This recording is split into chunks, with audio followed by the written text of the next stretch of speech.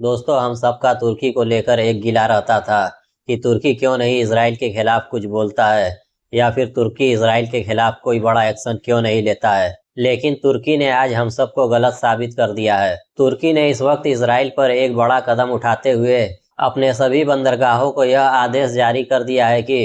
अगर तुर्की के बंदरगाह पर कोई भी इजरायली जहाज या फिर कोई ऐसा जहाज जो इजराइल से ताल्लुक रखता है तुर्की की बंदरगाह की तरफ आता है, उसे तुर्की के बंदरगाह पर रुकने नहीं दिया जाएगा। अगर किसी सूरत इजराइल या इजराइल से जुड़ी हुई कोई भी जहाज तुर्की के बंदरगाह पर रुकती है तो तुर्की के तरफ से उस जहाज की पूरी तरह से तलाशी लिया जाएगा और यह कंफर्म किया जाएगा कि इस जहाज में इजराइल के लिए कोई सैन्य सामान तो नहीं जा रहा है। अगर इन जहाज़ों में इजराइल को जाने वाला कोई सैन्य सामान पाया जाता है तो उसे तुर्की की तरफ से जब्त कर लिया जाएगा। तुर्की ने यह आदेश अभी अपने बंदरगाहों को लिखित रूप में नहीं दिया है, लेकिन इजरायली जहाज के खिलाफ तुर्की के बंदरगाह पर यह एडवाइजरी जारी कर दिया गया है। तुर्की ने इसकी जानकारी अपने सभी बंदरगाहों को मौखिक रूप से दे दिया है। इस आदेश के जारी होने के बाद तुर्की के लगभग सभी बंदरगाह ने इस पर अमल करना शुरू कर दिया है। कहीं न कहीं तुर्की के तरफ से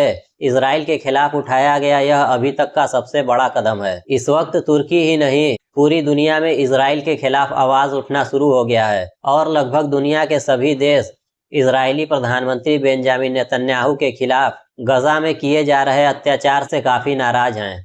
और इस वक्त इजराइल के सबसे बड़े समर्थक रहे ऑस्ट्रेलिया और डेनमार्क ने तो इजराइल के खिलाफ मोर्चा ही खोल दिया है। ऑस्ट्रेलिया की तरफ से अभी कुछ दिन पहले ही एक इजरायली प्रतिनिधिमंडल का वीज़ा ऑस्ट्रेलिया के लिए बैन कर दिया था और इन कट्टर इजरायलियों पर ऑस्ट्रेलिया ने अपने देश में न आने के लिए 3 साल का बैन लगा दिया था। जिसके बाद इजरायली प्रधानमंत्री बेंजामिन नेतन्याहू ने ऑस्ट्रेलियाई प्रधानमंत्री को कमजोर और बूढ़ा बताया था। जिसके बाद ऑस्ट्रेलियाई प्रधानमंत्री ने इजरायली प्रधानमंत्री बेंजामिन नेतन्याहू का पलटकर जवाब देते हुए कहा कि अगर मासूमों और निहत्थों का कत्ल करना ही ताकतवर होने का निशानी है तो फिर वह बूढ़े और कमजोर कहलाना ही पसंद करेंगे। सीधे तौर पर ऑस्ट्रेलियाई प्रधानमंत्री ने एक लाइन में ही इजरायली प्रधानमंत्री बेंजामिन नेतन्याहू का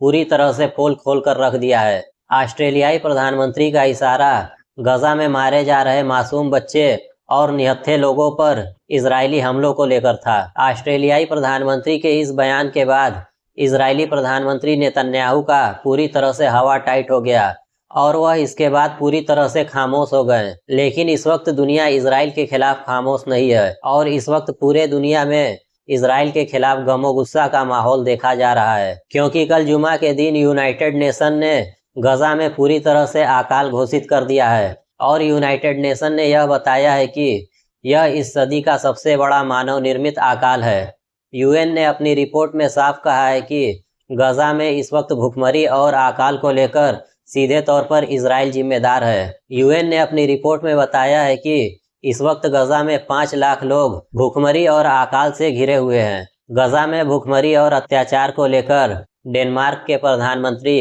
मेटे फ्रेडरिक्सन ने भी इजरायली प्रधानमंत्री बेंजामिन नेतन्याहू को बुरी तरह से घेर लिया है। डेनमार्क के प्रधानमंत्री मेटे फ्रेडरिक्सन ने यूरोपीय संघ से कहा है कि अब इस वक्त इजराइल पर कड़े आर्थिक और सामरिक प्रतिबंध लगाने की जरूरत है, क्योंकि इजराइल जिस तरह से गजा में अत्याचार कर रहा है, अगर उसके खिलाफ अभी कड़े कदम नहीं उठाए गए तो फिर इजरायली प्रधानमंत्री नेतन्याहू गजा को पूरी तरह से बर्बाद कर देगा। डेनमार्क के प्रधानमंत्री मेटे फ्रेडरिक्सन ने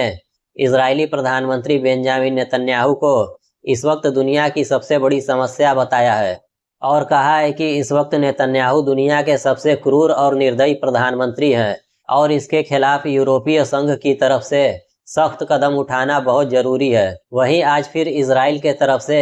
गजा के जीतून इलाके में किए गए हमले में 56 फिलिस्तीनियों की मौत हो गई है। इजरायली सेना इस वक्त गजा के जीतून इलाके में लगातार हवाई हमले को अंजाम दे रहा है। कल से ही इजरायली रक्षा मंत्री ने ऐलान किया है कि गजा, वेस्ट बैंक और जितने भी इलाके हैं जो अभी इजराइल के कंट्रोल से बाहर हैं, उन सभी इलाकों में इजराइल अपने 1,30,000 रिजर्व सैनिक तैनात करेगा। लेकिन इस वक्त इजराइल के इस बढ़ते हुए हमले के बाद भी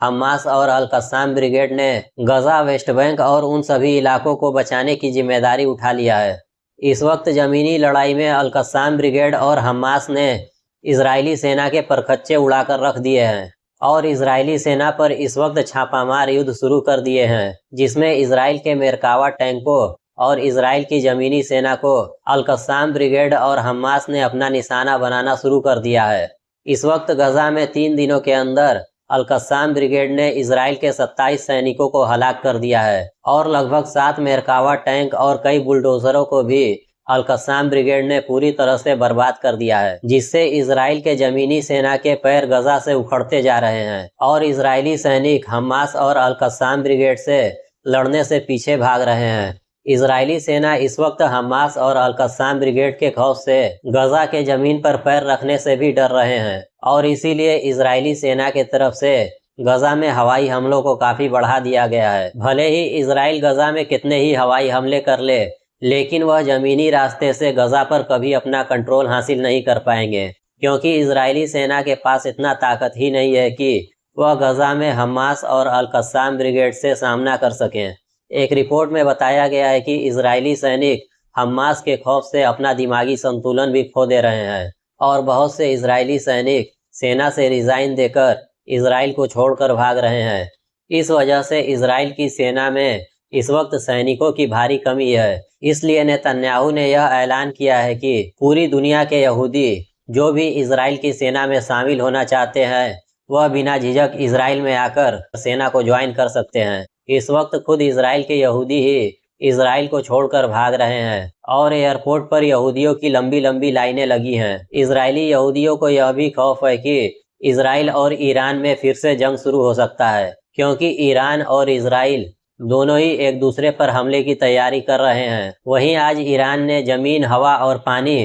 तीनों जगहों से अपने मिसाइल को दागकर अपने मिसाइल की क्षमता को टेस्ट किया है और इस वक्त ईरान कहीं न कहीं इजराइल से पूरी तरह से जंग के लिए तैयार होता हुआ दिखाई दे रहा है, क्योंकि ईरान के सुप्रीम लीडर आयतुल्लाह खामनेई को पता है कि इजराइल एक मक्कार देश है और वह फिर कभी भी ईरान पर अटैक जरूर करेगा। और अगर इस बार ईरान और इजराइल का युद्ध छिड़ता है, जो कि ऐसा लग रहा है, तो इस बार पूरे अरब देश इस युद्ध के लपेटे में आ जाएंगे, क्योंकि कुछ दिन पहले इजरायली प्रधानमंत्री नेतन्याहू ने ग्रेटर इजराइल का भी ऐलान कर दिया है, जिसमें अरब के सभी देश इजराइल में शामिल दिखाए गए हैं और इजराइल ईरान पर हमले के बहाने से अरब देशों पर भी हमला कर सकता है और बहुत जल्द सभी मिडिल ईस्ट के देश इस युद्ध के आग में झोंक दिए जाएंगे।